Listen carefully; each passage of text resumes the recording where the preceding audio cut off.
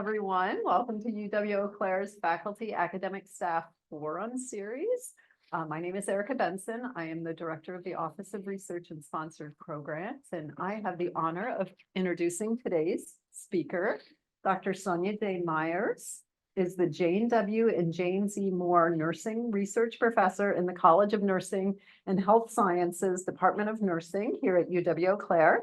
Dr. Meiers received her PhD in nursing from the University of Minnesota, where she focused on the meaning of the family member-nurse interaction, and her master's degree from Winona State University, where she focused on evidence-based nursing education. Her research spans nursing education, clinical practice, theory, and measure development using both qualitative and quantitative methods. She is committed to using community-based participatory research approaches to enhance the relevance of outcomes. Dr. Meiers is immediate past president of the International Family Nursing Association, where she continues to guide international family-focused research collaborations. Her clinical interests surround interpreting the family health experience, improving the family-nurse interaction in situations of chronic and critical illness, and understanding family nursing practice. Dr. Meiers presses the bounds for ways to strengthen critical scholarship as she guides master's and doctoral students, faculty, and clinical nurses, many of whom are making meaningful differences for families within their practice. The title of Dr. Meiers' talk today is Family Needs and Experiences Within the Context of Substance Use Disorder, a Mixed Methods Study. Before I turn things over to Dr. Meiers, I'll note that we will have some time after the presentation for questions and comments from the audience.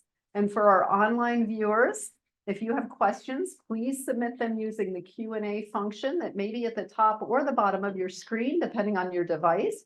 And our wonderful graduate assistant, Matt, will read those aloud for us. And one request for you, Dr. Meiers, when we have questions from the audience, if you could just give us a quick synopsis of the question just for the benefit of our online viewers. All right. So please join me in giving a warm welcome to Dr. Sonja Meiers. Thank you. Thank you very much. It was a long time ago that I wrote that, so it feels longer than it should be. But thank you very much. I appreciate the invitation. Matt, for all your communicating with me, Kelly, who helped me set up today, and Erica, thank you very much for the introduction. Thank you for coming on this beautiful sunny day. I had no idea that when I said March 13th was a good day, that there would be crocuses blooming on by the sidewalk. So here we are in March.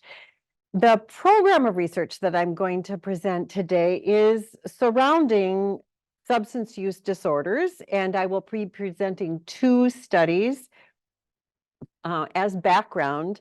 Substance use disorders are treatable chronic diseases with problematic patterns of substance use, leading to impairments in health, social function, and consequences of those substance uses. For this study, what's important is that 1 in 8 children aged 17 or younger live in families with at least one parent affected by substance use disorder, which I think makes it a very profound situation that we in the communities and healthcare must deal with. Concurrently, kinship caregivers, those who care for those children, face financial and legal challenges. They may face inadequate housing and resources to care for the child. They deal with their own social isolation, now being a new caregiver. They deal with conflict with the child's parent while the child's parent is dealing with their own substance use disorder, and their own decreased physical and emotionally well-being, as well as it places them at greater risk for depression, hypertension, insomnia, and diabetes. So these are the current healthcare issues. I also want to acknowledge that this is a sensitive topic, and based on the prevalence of persons with substance use disorder, you are likely a person who knows someone with a substance use disorder, and that can be sensitive, and I just want to acknowledge that and be open with you about the fact that many of us are dealing with these in our families, and so we're all in this together. So the purpose of today describe one program of research focused on promoting child, caregiver, and family health, and then to review the process and findings of two particular studies. The purpose of my overall research program, into which this fits, is to contribute to nursing science and nursing practice to enhance patient and family health, as well as family care delivery. I do this work, and I started this work with a community-based participatory research group called Community Pathways to Family Health and Recovery. The website is here, but I won't click into it because it might destroy my presentation for right now, but I could go to it later. It's an all-volunteer 501c3 academic community partnership dedicated to helping families, caregivers, and children with individuals managing and struggling with substance use disorder who may be profoundly impacted by this disorder. It originated in Rochester, Minnesota, where I lived at the time that it was started, and I was part of the original group. So that's our logo for that. The CPFHR is a CBPR group, so we use community-based participatory research approaches, and we have since the very beginning of the nonprofit. It's a collaborative investigative model, and it assumes equitable relationships between the researchers and the partners within the CBPR group through all stages of the research, starting with identifying the problem, figuring out the method, seeing what kind of instruments are best or who participants would most likely be receptive to through dissemination. CPFR is, again, a partnership established in 2018. So when we first started, first started in 2018, and notice this first publication is 2021, which gives you a sense that CBPR takes a while. You don't just start a CBPR research program and expect it to be quickly done. So our first study was we originated with a lot of persons who were in the treatment world, chemical dependency counselors, teachers, social workers, law enforcement, a variety of people who are concerned for children and families. And within that group, we thought, well, where are we going to start? We're going to start with us. We're going to start with the providers. And so we started by looking at what key professionals within that community said were some issues for families dealing with substance use disorder. So first, our overall goal ultimately of the CBPR group is to develop interventional approaches that can be used to support children, caregivers, and caregivers affected by substance use disorder. But this particular first study was to explore the needs of children and caregivers affected by substance use disorder from the perspective of key informants, who I'll show you who those were, but these were all professionals, some of whom were in recovery, who had gone through treatment, were in recovery. Some were family members, some are family members. Many of us in the CBPR group have been affected by substance use disorder, and I would say we all, based on the work that we've done, we all have examined our relationship with substances. So that's kind of an important feature that you need to know about our group. Our study framework started with kind of a social ecological theory, family systems and developmental theory, because we just were trying to understand what was happening. So this is the ecological theory. It's tiny, and I think this pointer is, so starting with the microsystem of the family, the mesosystem where the family interacts with other agencies, the family who is surrounded by policies that influence those agencies, the macro system, which is our culture, whom we know has a stigma about substance use disorder already, for instance, and then the chronosystem, what time-related situations are happening for these families. And the family systems theory is probably something many of you are familiar with, which is related to the fact that something that happens with one person in the system influences what happens with another person in the system. The family system is made up of processes and interactions within the system. There are periods of adaptation and stability, and change results from kind of perturbations within and outside the family. So that's just kind of theoretical stuff. But to do the first study, we truly used a community-based participatory research approach.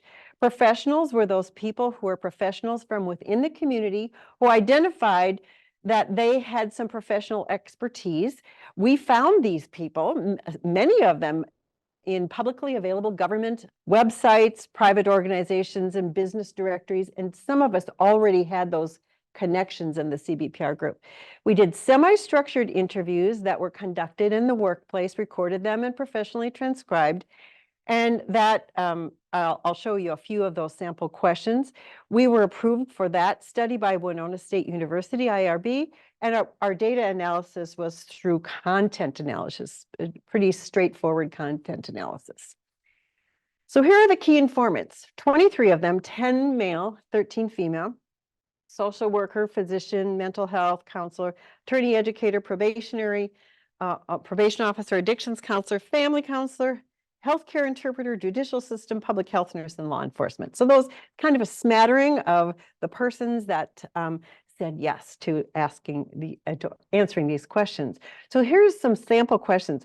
What's your role in working with children and families affected by substance use disorder? As you think about families, how are the children affected?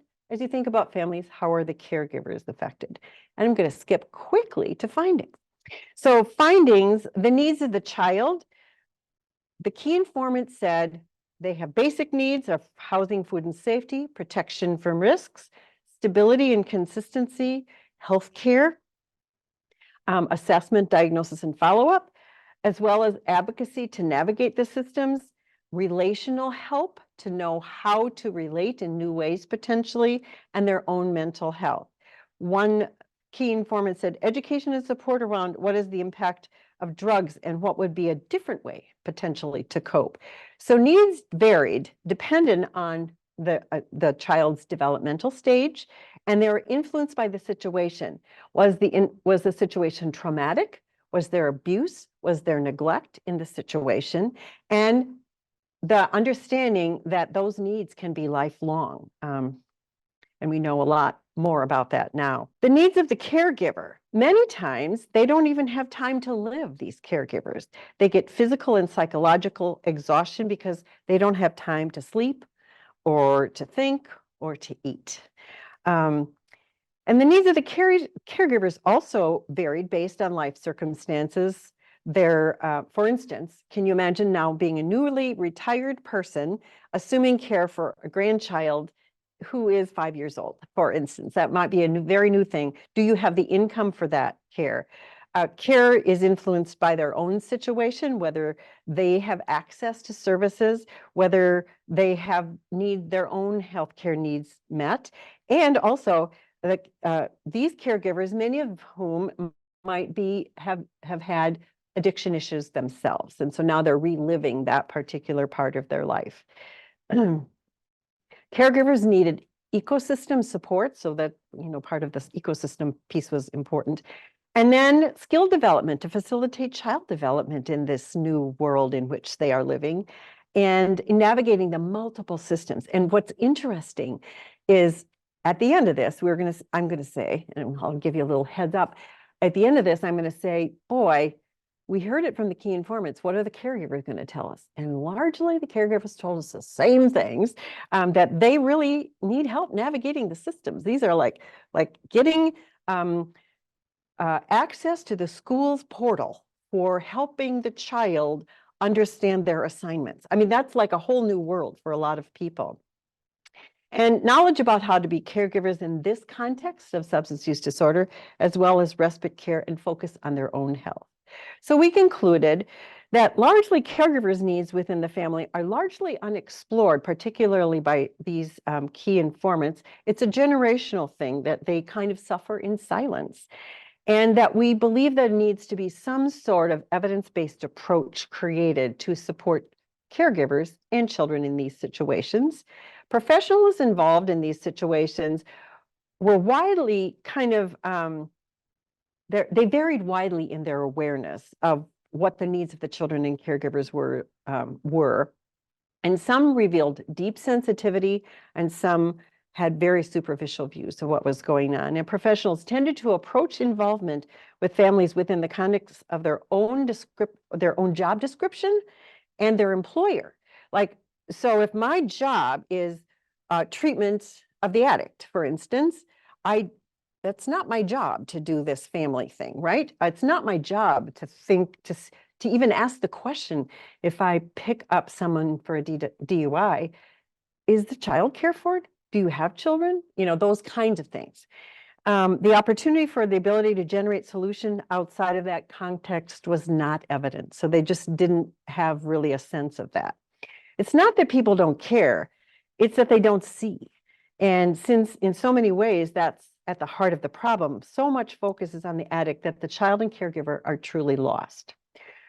So we have this ongoing commitment to collaboration with our community of interest.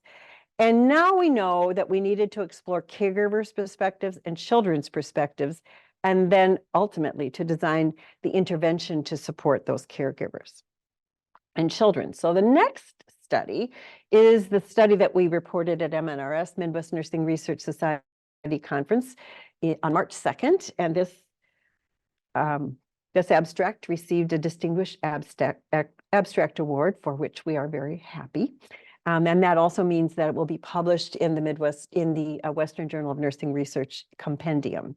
I want to, then this study focused on factors affecting, factors associated with family function in families struggling with substance use disorder. And it is a mixed method study. So this study then expanded to being a multi-site study between Winona State University, University of Wisconsin-Eau Claire, and then the CBPR group.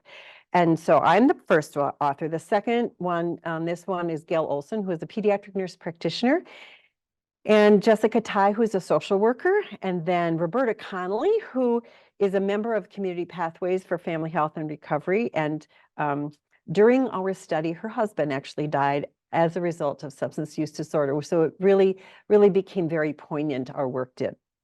And then in the corner is Hannah Meiers, who is our graduate student and the graduate assistant that I'm privileged to work with. And she gets to be on all kinds of crazy phone calls. And then Silas Bergen, who is our statistician. So the purpose of that study is really to explore kinship caregivers' perspectives of kinship caregiver needs, factors associated with family functioning, and social processes used by these families impacted by parental substance use disorder. So we said, what do kinship caregivers most often need help or support with? What factors are associated with family functioning, and what social processes are used by these families? Two frameworks. We use the resiliency model of family stress adjustment and adaptation by McCubbin, University of Madison, Wisconsin. And the theory of symbolic interactionism undergirded the grounded theory portion of the study. So it is mixed methods. The quantitative portions there were some demographics. We created a caregiver needs survey based on the first study, and that was piloted and obtained a Cronbach alpha of 0.91 in this particular study. It's a 13-item needs assessment. And then a kinship caregiver and kinship caregiver reward stress and visual analog scale that we imported sliders in the survey for people to answer that caused us a little bit of problems. I'll explain that later. But then the family crisis-oriented personal evaluation scale, the FCOPES, where a family member responds about their perception of how the family copes with stress. And then the general functioning scale, which is a scale of family functioning. And then for the qualitative portion, there were interview questions, and these are some examples. Tell me about your family living with a family member struggling with alcohol or drugs. And what are the challenges? How is your family's managed? And what are your family's strengths in the struggle, of which there are very many. And you'll hear more about that. So I wanted to quickly show you, this is a crazy, crazy recruitment and how we obtained our sample. So the kinship caregivers were recruited with materials that were widely distributed through emails from healthcare providers, on bulletin boards, on Facebook, on emails to through employers. And then they consented to the Qualtrics survey or not. Then they completed the Qualtrics survey, at which time they completed that survey. We asked them if they would like to, or they didn't complete it, and then provided our contact information. And if they wanted to be a member of, if they wanted to be scheduled for an interview, they would give us their contact information. We scheduled that. Then we asked them during the interview if they thought a child that they were caring for would be interested in participating. If no, just keep, and if yes, are they the legal guardian of the child or not? If they're not, then they have to find a way to get the legal guardianship permission, and then so on and so on. So it was kind of complex, and it took a lot of making sure that the child was safe. Ultimately, we decided that what we would do is have the family kinship caregiver along with the child to do the interview. And then, so we just quantitative data, we did descriptive and correlational statistics with Pearson R and multiple linear regression modeling, and then grounded theory analysis, and we used the Atlas TI software for that. Quickly to findings, we had 95 respondents to our survey that were 85% female, 80% white. The majority were over 49, 47% were less than or equal to 49, primarily college educated, primarily working at least part-time, and they cared for up to 6 children, often varying widely in ages. And you can see that the majority were grandparents, followed by aunts or uncles, family, friends, other relatives. The time that the sample had been responsible for children were, a lot of them had these children in their care for up to 5 years, 3 to 4, 1 to 2, and less than 1. So what were their top needs? They answered that 13-item survey, and these were the 3 top needs. 1 to 4 is the Likert scale. 1 less need for the higher score.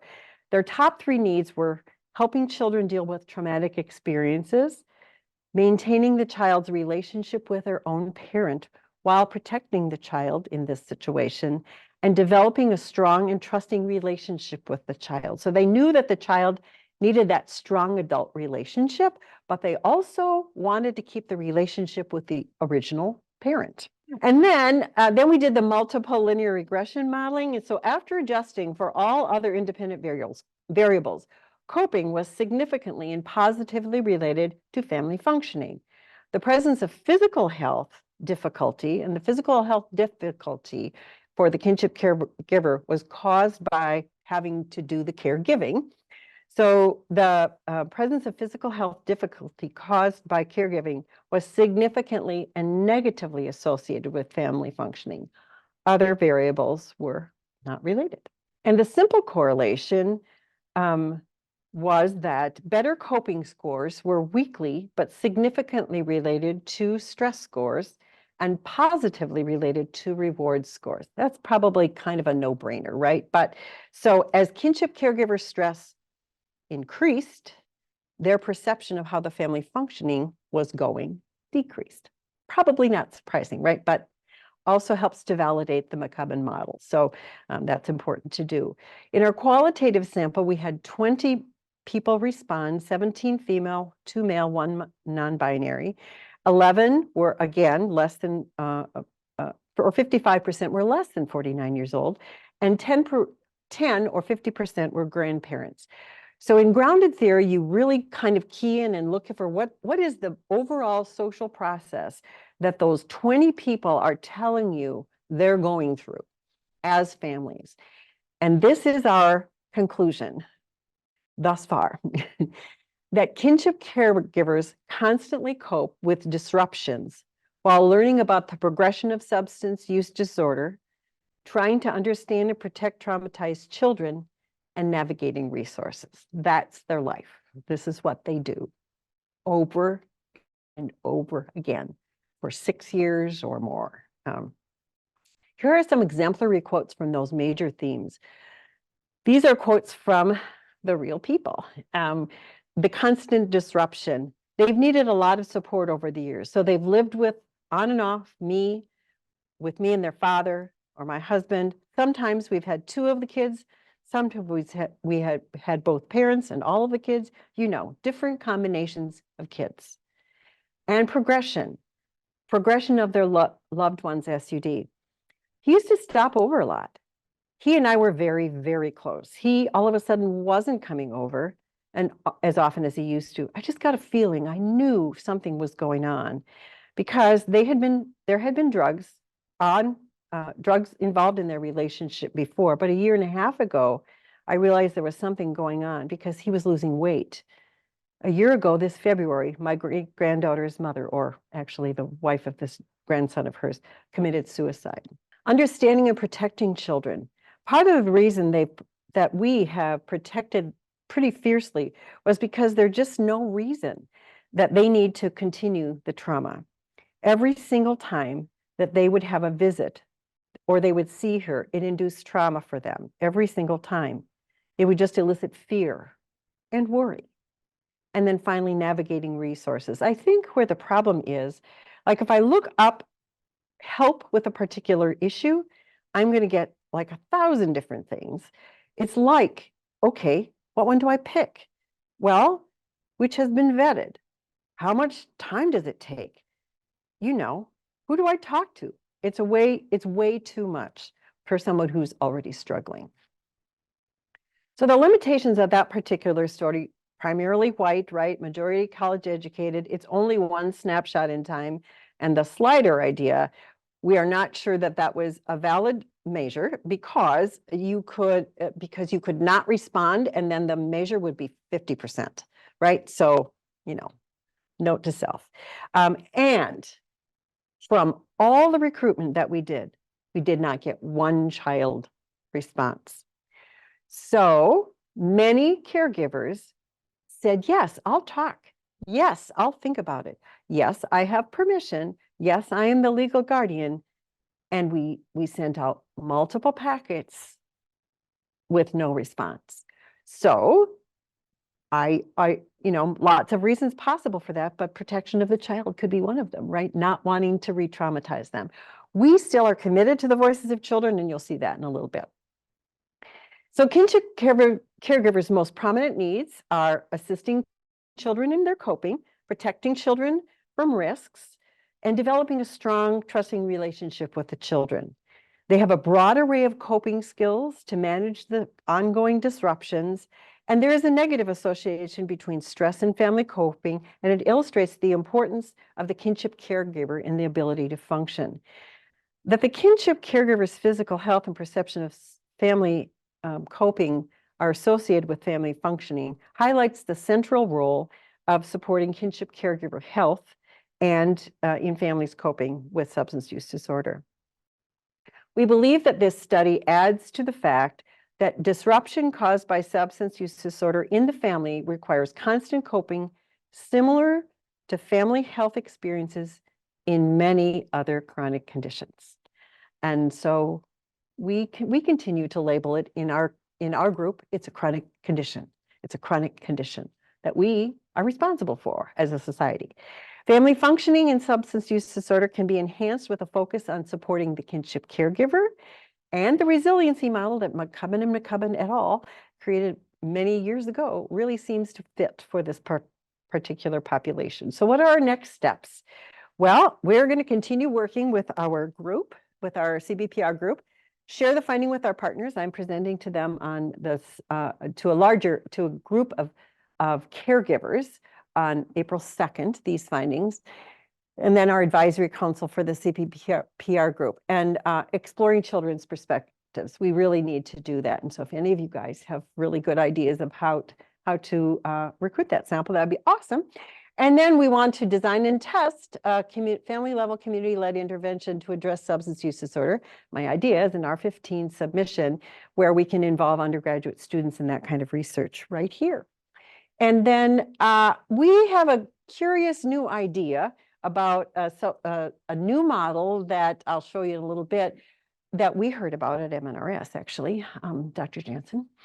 And that is really blowing up the idea of the social determinants of health model that considers family as context of healing and addresses, rather than vulnerability, the exposure and susceptibility of all families. And I'll show you that in a second. And then ultimately, we want to change policy. We want to, change national policy, change statewide policies. And I'll just show you this model, which is kind of fascinating. And we're just kind of so this is a research program, right? So in a research program, you like, okay, this isn't working. What could help better?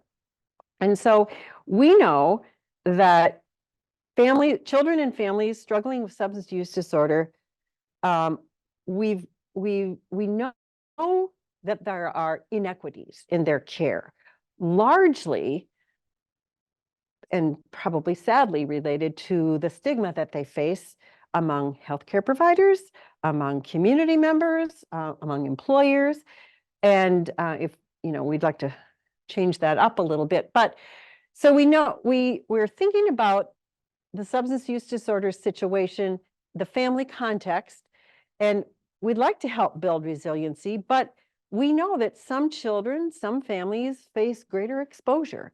For some reason, families we know, individuals we know, are more susceptible to substance use disorder. We know the brain chemistry related to that. So it creates these health inequities that we need to continue to deal with. So in summary today, I've talked a little bit about progression of the science in this program of research, focused on promoting child, kinship, caregiver, and family health in the context of substance use disorder, about a CBPR partnership and an academic community partnership, as well as methods and findings from 2 studies and next steps. And so those are the references. And I have a copy of the references if anybody wants those. So I want to say thank you and ask for questions and dialogue and see what ideas you have for me for next steps and your thoughts. Yes, ma'am. Area of research that's quite new for me. Uh-huh. And I had never really thought, I didn't realize that those family caregivers and the child were not really being studied. Like you said, their focus has been the person with substance. Yeah. Yep. I'm still thinking of that, like how to get the children. Mhm. I'm not used to working with Meiers. Yeah. But you didn't really get a chance to actually approach the kids themselves. Right. It was always through somebody trying to. Yeah. I'm wondering how many kids want to share their experience, to talk to them. Yeah. So I don't know if it's something you can try to reach out via social media or, we know kids are on. Sure. Or if it's something where you need to see them like directly when they come in for some sort of appointment. Yeah, I think, you're absolutely right. I think the natural setting is probably the very best, and school is seemingly the best, but then you don't have access to, school, and we were going to interview 8 and up, children's like 8 to 17. The part of vulnerable children, we've kind of got that. We've got those pieces determined, but I think you're right. Some of our partners are elementary counselors and elementary school counselors and all of that kind of thing. We really kind of wanted to approach it through the caregiver in this study, but we've actually talked to several people who know this is a challenge. And I also, these kids are also, this is a sensitive topic for them. So we want not to be victimizing them. So we'll just keep at it. But I think schools might be the place, but I would want to do it, of course, ethically and, that kind of thing. So yes, Matt. The police officers in the key professional studies were just as informants. They were interviewed and told us what their experiences were. Police officers, probation officers, those kinds of things were in the key informant study. But I think I made a mention too about when a person was picked up for a DUI. We heard those kinds of stories from the kinship caregivers that they would get kids at 12:30 in the morning from a police car, for instance. And so law enforcement officers do a great deal of work with persons struggling with substance use disorder. And they're also very receptive to finding better ways to deal and to care. But, they don't necessarily know always that there are children left at home. I mean, we heard stories of children who had been left at home for 2 days while their parent was in jail and nobody knew they were there. And so that happens and happens in our world, so other questions or thoughts? Yes. Yes. I have a question about your, in the first slide, you said that this is a community-based. Yep. But in my box, like CDPR, it has to be formed, it has to be guided by the community. Right. So how is your research or project is guided by the community members? Yeah. So the CBPR, the CPFHR, Community Pathways for Family Health and Recovery, is the organization, the nonprofit, and then we choose to use CBPR approaches to do the studies that we do. So the CPFHR, the Community Pathways for Family Health and Recovery group, is the ongoing. We have an advisory board and coordinating committee, but we are connected with the recovery community very deeply by that, within that. Does that make any sense? Yeah. So Yeah. The community members will tell you which area. Yep. Yeah, in CPFHR, they were the ones who said, we gotta learn what is happening. What are professionals doing now? And so then we go back to them, and then so we have kind of monthly meetings, like official meetings. But I will say that our pediatric nurse practitioner, our social workers are kind of out and about in the recovery community all the time as well. And so we do have actual formal meetings where we have the conversation. Okay, what's next? And we're going to ask them, okay, how is it best to get some access or understanding of children's voices? They were part of the informing group to say, yeah, we think that'll work. And now we have to go back and say, well, it didn't work, but we're not daunted. We just have to find a new way to do it. So yeah, so it's a CPFHR group that informs, and then we use CBPR approaches. So yeah, other questions or thoughts? Yes, Erica.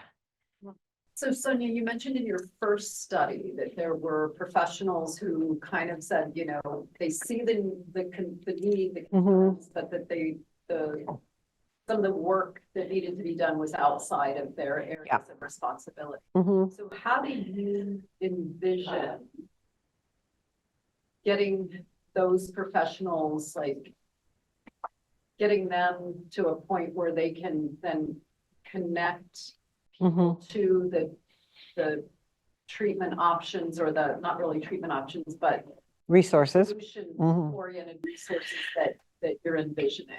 Right. So one of the things that, of course, ultimately policy change, no small task, right? Policy change is really it. So that policy change would be one thing.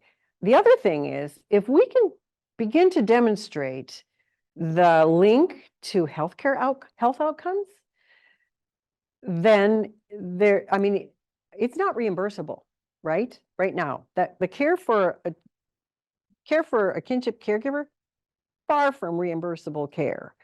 In the 70s, when I was originally, I'm not old, was learning and sitting in on treatment groups, we actually had much more family care at that time than we do now. It's kind of stunning, but we've gotten compartmentalized. So I think reimbursement could change, could shift, could happen if we demonstrate some health outcomes, which I think, this is this kind of work we have to do to demonstrate that. And then policy change. The other thing is that our website now is becoming quite a resource for people and healthcare professionals, and we're just sending them to that particular website. We have developed, as part of Doctor Nursing Practice project, students have developed a toolkit for Kinship caregivers to use to access resources. So we're trying to develop those resources so that professionals in the community have some in it, and it's PDF available on our website. So getting those resources out there, I think, is important. Motivating people, and also we are in the city of Rochester, Minnesota. We're going to be part of the community education adventure in the fall, with a series of six lectures or 6 presentations on just the family experience of substance use disorder. Just get it out there. I like normalize it. I think that's the other thing, is just normalize it. Like, if 50% of people are dealing with a chronic condition in our community at any one point in time, and some of those are substance use disorders, like, well, it's prevalent. It's prevalent enough that we all have a responsibility. So yeah, so I think normalizing it may be the best approach. So with the involvement of 12 teachers and other providers area to get therapy that. Yeah, we had some teachers and school counselors in the first study of key informants. But I think, Teresa, that is a good group to circle back with, to say, and in my school nursing days, I worked with the elementary school counselor and we held groups for children. So that may be an avenue. We kind of wanted to try the other avenue first, but that didn't work. And so maybe, yeah, I think school teachers. It's segregated out into like the kids with mental health disabilities. Yeah. Like an elementary school and one in a high school. Yeah. They will see a lot of Right. Yeah. Yeah. And post COVID-19, the numbers have just increased. My slide from 1 in 8, that was a 2017 statistic. So that's like way old. That's way old now. But actually, there aren't any. I keep looking for new statistics, but that study was pretty profound at that time. Do you think that number is more like 1 in 7 or something? Probably. Okay. Thanks, Dr. Meiers. Once again. Yeah. Thank you. Thank you. I wanted to say, this is the time that first time I've done a mixed methods study, and that is a lot of fun, because just looking at what the quantitative findings are and see how they bear out in the qualitative findings and back and forth is like, it's kind of endless in what we might be able to pull out, but it's great experience. So thank you. Yeah.